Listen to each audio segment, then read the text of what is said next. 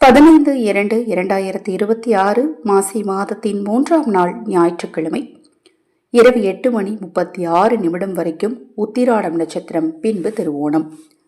மாலை 5:50 வரைக்கும் திரியோதசி திதி, பின்பு சதுர்தசி. இந்த நாள் அமிர்த யோக நாளாக இருக்கிறது. இந்த நாளில் மிருகசிரீஷம் நட்சத்திரக்காரர்களுக்கும் திருவாதிரை நட்சத்திரக்காரர்களுக்கும் சந்திராஷ்டமம் நடைபெறுவதால் பேச்சில் கவனம் தேவை. அக்ஷயவாத்திரம் உணவளிக்கும் திட்டத்தின் மூலம் ஆதரவற்றவர்களுக்கு உணவளிக்க விரும்பினால் 9344692042 இந்த வாட்ஸ்அப் எண்ணிற்கு தொடர்பு கொள்ளுங்க. 12 ராசிகளுக்கான ராசி பலன்.